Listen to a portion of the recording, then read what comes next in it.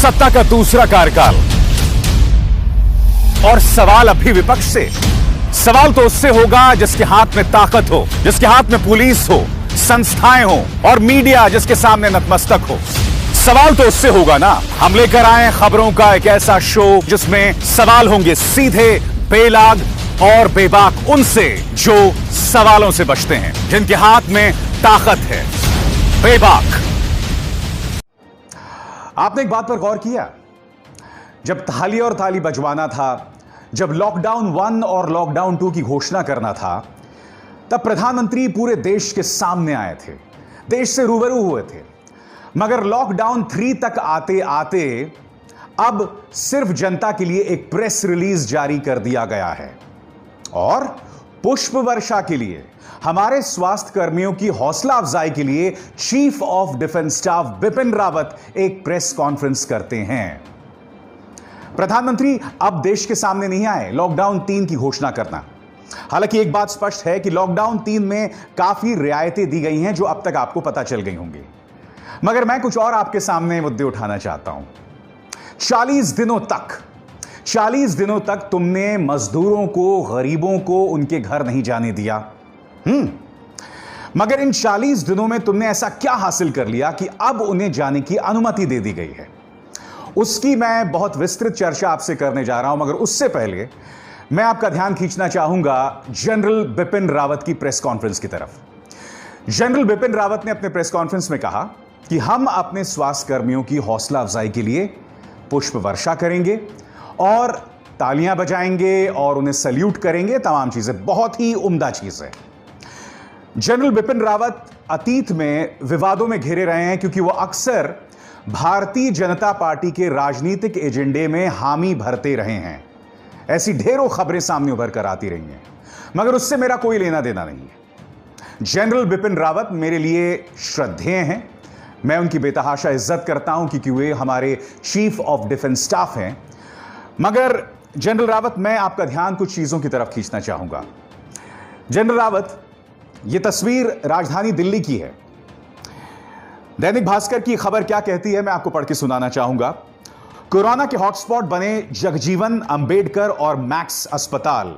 इन तीनों अस्पताल में ही 168 स्वास्थ्यकर्मी पॉजिटिव। यानी कि हमारे स्वास्थ्यकर्मी जिन पर जिम्मा है हमारी जान बचाने का, वही सुरक्षित नहीं है। मैं आपको पढ़ के सुनाने वाला हूं कि इस वक्त इन अस्पतालों में हमारे स्वास्थ्यकर्मियों की क्या हालत है। यह मैंने इसी अखबार के इस ग्राफिक से आपके सामने पेश किया है। सफदरजंग अस्पताल, कुल 13 स्वास्थ्यकर्मी, इनमें 10 डॉक्टर्स कोरोना वायरस से संक्रमित हैं।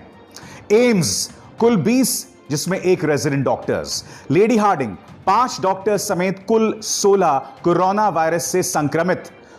लोकनायक अस्पताल, कुल 14। स्टेट कैंसर अस्पताल, 3 डॉक्टर्स और 18 नर्सेज कोरोना वायरस से संक्रमित।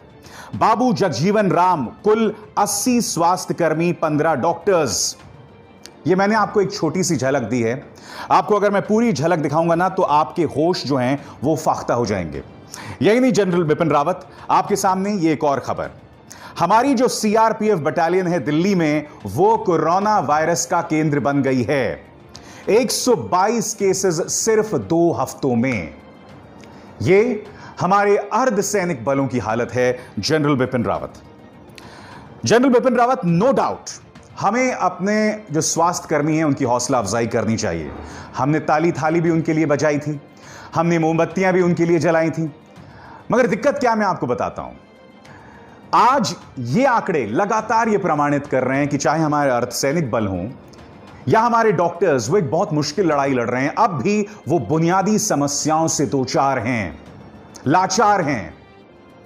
क्या आपको ये बताने की जरूरत है कि रोहतक मेडिकल कॉलेज में किस तरह से एक डॉक्टर ने और कई डॉक्टर्स ने वहां पर जो उन्हें पर्सनल प्रोटेक्टिव इक्विपमेंट नहीं थे, यानी पीपीई, यानी कि ग्लव्स, मास्क्स, वेंटिलेटर्स, ये जो तमाम चीजें नहीं थी, और जब उन्होंने ये मुद्दा उठाया था तो पूरी बीजेपी आईटी सेल ने उनके खिलाफ एक गंदा और घटिया प्रोपेगेंडा चलाया था।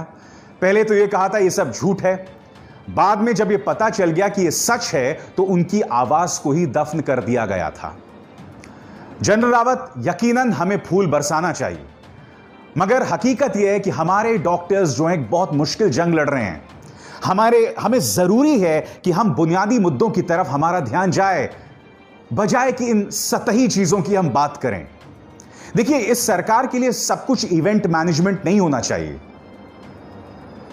मुझे तो ऐसा लगता है कि कहीं ऐसा तो नहीं है कि प्रधानमंत्री नरेंद्र मोदी ने यह घोषणा इसलिए नहीं की। मुझे तो ऐसा लगता है कि यह घोषणा प्रधानमंत्री नरेंद्र मोदी करने जा रहे थे, मगर फिर बाद में ऐसा लगा कि यह घोषणा चीफ ऑफ डिफेंस स्टाफ को करनी चाहिए। कम से कम प्रधानमंत्री नरेंद्र मोदी की आलोचना तो नहीं होगी, क्योंकि थाली बजाने को लेकर, ताली बजाने को लेकर, मोमबत्ती जलाने को लेकर कई लोगों ने ढेरों आलोचनाएं की थी। और हकीकत यह मैं आपको बताता हूं, देश के गरीब की कोई नहीं सुन रहा। 4-5 हफ्ते तक हमने उन्हें शहरों में रोके रखा, बदतर हालात में वो जीते रहे, और अब जब उन्हें हमने जाने के लिए कहा है, उनके लिए ट्रेनों का इंतजाम किया है, तो बुनियादी मुद्दे वहीं के वहीं बने हुए हैं। सबसे पहले मैं आपको ये तस्वीरें दिखाना चाहता हूं, आपके सामने सूरत की ये तस्वीर। सूरत में 1 नहीं 2 नहीं 3 बार मजदूर सड़क पर आ गया है, मगर इसकी कोई कवरेज नहीं हुई। ये लगातार शिकायत कर रहे हैं कि गुजरात के अंदर उनके हालात बद से बदतर हैं, उनकी आवाज कोई नहीं सुन रहा। फिर जब बांद्रा में मजदूर सामने उभर कर आए थे, तो मीडिया के एक बहुत बड़े धड़े ने इन्हें भाड़े का टट्टू कहा था, इन्हें एक्टर्स कहा था, पैसे के लिए यहां पर इकट्ठा हो गए थे। और यही नहीं, क्योंकि वहां एक मस्जिद था, तो उसे यह भी कह दिया गया कि इन मस्जिद के भड़काने पर यह गरीब मजदूर यहां पहुंचे हैं। अब हमने इनके ट्रेनों के लिए इंतजाम कर दिया है, मगर उसकी चर्चा करने से पहले मैं आपको यह तस्वीर दिखाना चाहूंगा कि इस देश के गरीब की हालत क्या है। यह एक क्वारंटीन सेंटर है। यहां पर फाटक के उस पीछे, उस लोहे के फाटक के उस पीछे कुछ गरीब मजदूर हैं, और आप देख सकते हैं इन्हें किस तरह से बिस्किट्स दी जा रही हैं, खाने की चीजें दी जा रही हैं। इससे बहुत ही बदतर हालत आपको याद होगा आगरा में थी, और अब ये दोनों तस्वीरें आपके सामने हैं। यह हालत है क्वारंटीन सेंटर्स में हमारे गरीबों की, जब उनकी देखभाल करने वाले भी उनकी देखभाल करने में इस तरह से कतराते हैं, इस कदर उनके जहन में डर होता है। ये वो तमाम समस्याएं हैं जिसकी तरफ हमारा ध्यान जाना चाहिए, मगर इसकी तरफ बिल्कुल ध्यान नहीं जा रहा। उससे भटकाने का पूरा मानो एक प्लान हमारे सामने है। और अब हम बात करते हैं कि आखिर क्यों हमारे मजदूरों को 5 हफ्ते तक ट्रेन से अपने घर नहीं भेजा गया था।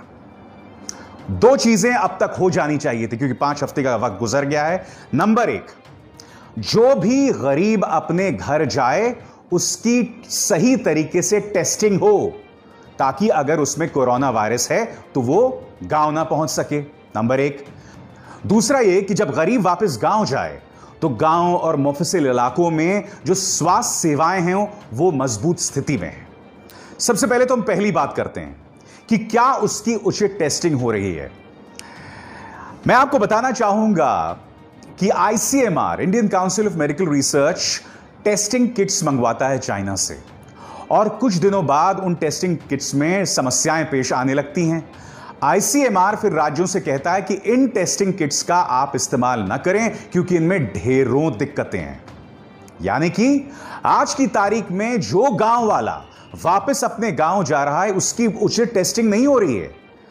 उसका सिर्फ आप तापमान देख रहे हैं, टेम्परेचर देख रहे हैं, और वो गांव जा रहा है। मैं आपको याद दिलाना चाहूंगा कि केंद्र सरकार ने सुप्रीम कोर्ट में यह आशंका जतलाई थी कि 10 में से 3 लोग जो गांव जा रहे हैं, आज से कुछ दिनों पहले की बात है, 10 में से 3 लोग जो गांव वापस जा रहे हैं वो कोरोना वायरस से संक्रमित हो सकते हैं।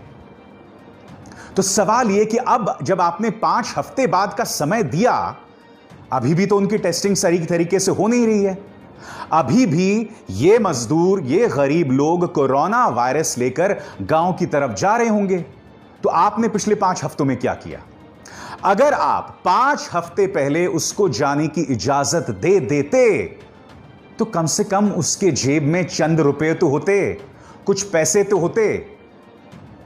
आज वो बदतर हालात में, बुरे हालात में अपने गांव वापस जा रहा है। गांव में भी अनिश्चितता है, वहां पर भी उसे नहीं पता कि किस तरह का भविष्य उसका इंतजार कर रहा है। पिछले 5 हफ्ते से जो शहरों में रहा वो बद से बदतर हालात में रहा। जैसे सूरत में ढेरों मिसालें सामने उभर कर आईं, दिल्ली में भी ऐसी मिसालें उभर कर आईं। बेंगलुरु में भी ऐसी मिसालें सामने उभर कर आईं। इन तमाम जगहों पर जो हमारा गरीब था वो बद से बदतर हालात में जी रहा था। मुंबई में भी ऐसी मिसालें सामने उभर कर आईं। तो आपने उसे रोक कर क्यों रखा? और हमारी इस थ्योरी को यह खबर सही साबित कर रही है।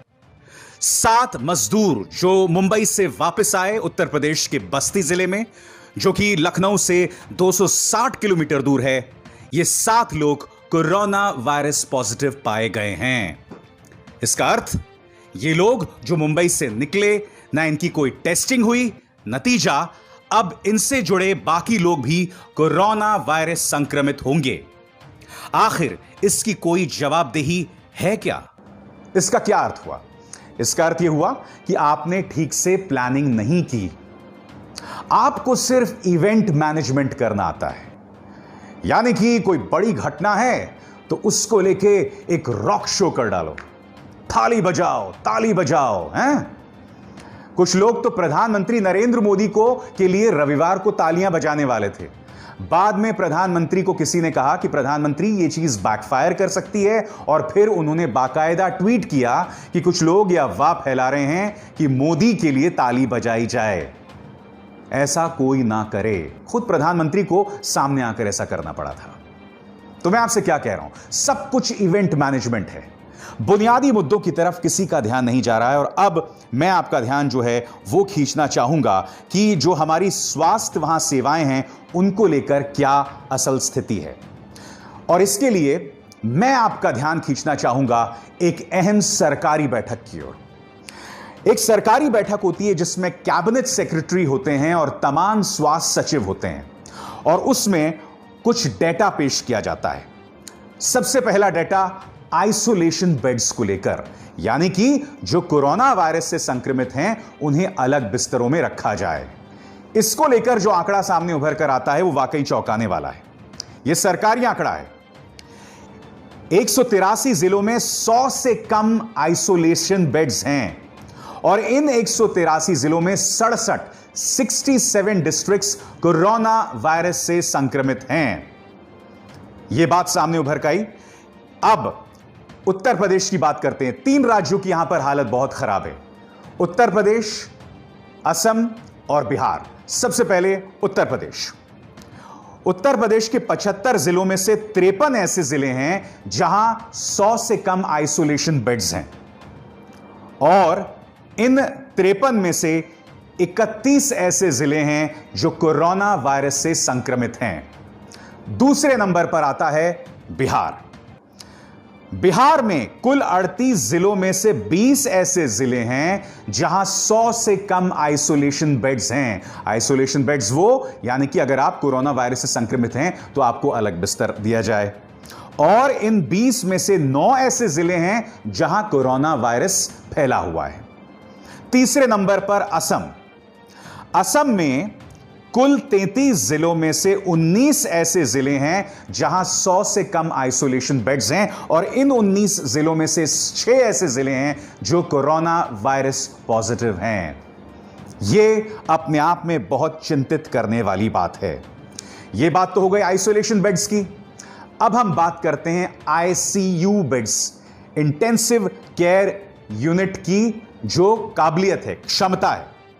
इस सरकारी मीटिंग में यह बताया गया कि भारत में 143 ऐसे जिले हैं जहां कोई भी आईसीयू बेड्स नहीं हैं, एक भी आईसीयू बेड्स नहीं है।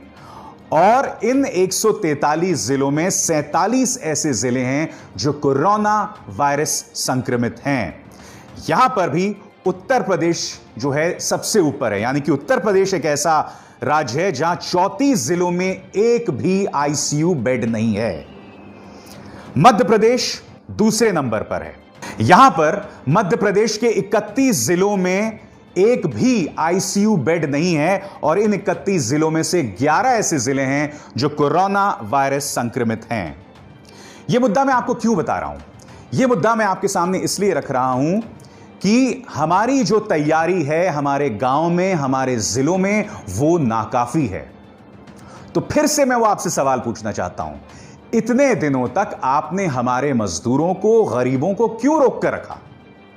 पहले 5 हफ्ते पहले ही आप इंतजाम कर देते उनके घर जाने को लेकर, क्योंकि आपने कोई तैयारी नहीं की इन 5 हफ्तों में। इस खबर के मुताबिक आज की तारीख में आपके पास सही टेस्टिंग किट्स भी नहीं है, यानी कि गरीब मजदूर जो गांव जा रहा है, हम यह भी नहीं पता लगा पा रहे हैं कि वो कोरोना वायरस से संक्रमित है या नहीं है, वो ऐसे ही जा रहा है। नंबर 2, अब वो जा तो रहा है, मगर अगर वहां पर कोरोना वायरस का ज्वालामुखी फट पड़ता है तो क्या वहां पर तुमने पिछले 5 हफ्तों में उचित इंतजाम किए? जवाब है ना। और एक और मुद्दे की तरफ मैं आपका ध्यान खींचना चाहूंगा। क्या आप जानते हैं कि शुक्रवार को प्रधानमंत्री ने एक अहम बैठक बुलाई। प्रधानमंत्री ने देश की शिक्षा की जो मौजूदा व्यवस्था है उस पर उन्होंने चर्चा की, और इस खबर के मुताबिक जो आपके स्क्रीन पर है, Prime Minister Narendra Modi on Friday deliberated on reforms required in the education sector, including the National Education Policy, यानी कि राष्ट्रीय शिक्षा नीति में किस तरह के सुधार चाहिए, इस पर उन्होंने चर्चा की। इस खबर के मुताबिक उन्होंने इस बात पर भी गौर किया कि किस तरह से इस वक्त हमारे तमाम स्कूल्स जो बंद हैं वहां पर ऑनलाइन क्लासेस हो रही हैं और कई जगहों पर बहुत अच्छे से हो रही हैं। देखिए, जहां तक सरकारी स्कूल्स हैं जिन्हें सरकार की तरफ से पैसा मिलता है वो तो चल जाएंगे बाद में। यही नहीं, जो बड़े प्राइवेट स्कूल्स हैं जिनके पीछे बड़े बड़े ट्रस्ट्स हैं वो भी चल जाएंगे, वो भी चलते रहेंगे। मगर हो क्या रहा है, चूंकि ये स्कूल्स बंद हैं, कई जो प्राइवेट स्कूल्स हैं, और ये मुद्दा बहुत अहम है, इसको ध्यान से सुनिएगा। मैं चाहता हूं अगर सरकार मेरी इस बात को सुन रही है तो इस पर गौर करे। जो प्राइवेट स्कूल्स हैं, छोटे छोटे जो प्राइवेट स्कूल्स हैं जहां हमारे काफी बच्चे पढ़ते हैं, जिनके पीछे बड़े बड़े ट्रस्ट्स नहीं हैं, जिनके पास पैसे नहीं हैं, चूंकि उन्हें फीस नहीं मिल रही है, चूंकि उनकी हालात खराब हैं, इसके चलते ये स्कूल्स बंद हो जाएंगे। इन स्कूल्स के लिए अपना काम करना बहुत मुश्किल हो जाएगा, क्योंकि स्कूल्स बंद हैं, फीस नहीं दे पा रहे हैं हम, इसके चलते इन स्कूल्स की बेतहाशा दिक्कतें हैं। मुझे खुशी है कि प्रधानमंत्री राष्ट्रीय शिक्षा नीति पर गौर कर रहे हैं, मगर मैं उम्मीद करता हूं कि कम से कम यहां उनके पॉलिसी मेकर्स उचित प्लानिंग करेंगे, सही तरीके से प्लानिंग करेंगे। और जाते जाते एक और चीज मैं आपसे कहना चाहता हूं।